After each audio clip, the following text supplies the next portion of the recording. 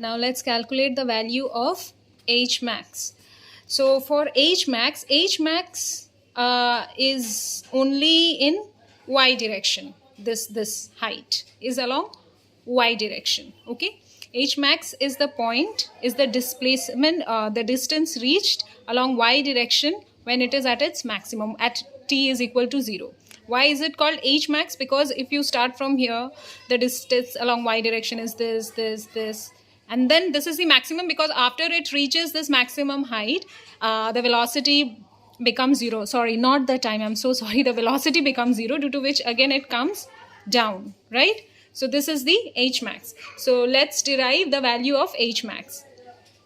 Now A to B means from here to here it is in y direction. That is the maximum height. Now we know initial velocity along y axis is u sine theta. At this point it's 0. The velocity is 0.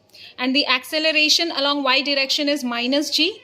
And the distance is h. That is H max. So let's derive it. We know that v square is equal to u square plus 2as. So final velocity is 0 square equals to u sine theta whole square plus 2. Instead of a, I'm going to write minus gh. So finally we are going to get u square sine square theta minus 2gh. So I have brought this minus 2gh over here. You can calculate for yourself. And this h, if you want to get H max, equals to u square sine square theta by 2g. This is the formula for H max. That is the maximum height. Now let's derive for the horizontal range. For horizontal range, if you see, this AC is along x direction. The displacement, this r, which we call range, is called the horizontal range. That is the displacement horizontally. So we won't take y axis into the account, because the displacement is only along x direction. Okay. So for horizontal range, the formula is u square sine 2 theta by g, or instead of sine 2 theta, we could also write 2 sine theta cos theta. This is a formula from trigonometry. You would be studying it. So the motion is considered along the y direction from A to C, as the displacement is along x direction, which I have already told you. So what are the things which are provided? Yes. Initial velocity along the x direction is u cos theta.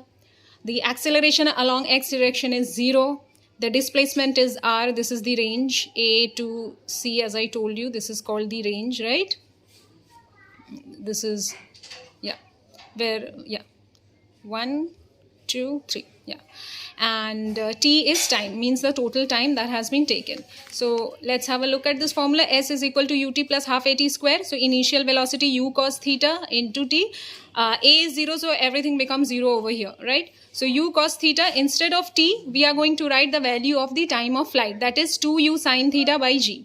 So u into u is u square. 2 is here.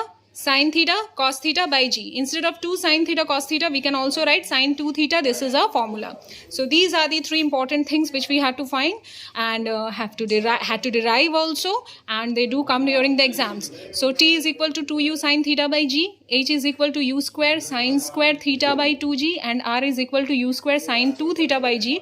You can also write it as u square 2 sine theta cos theta by g.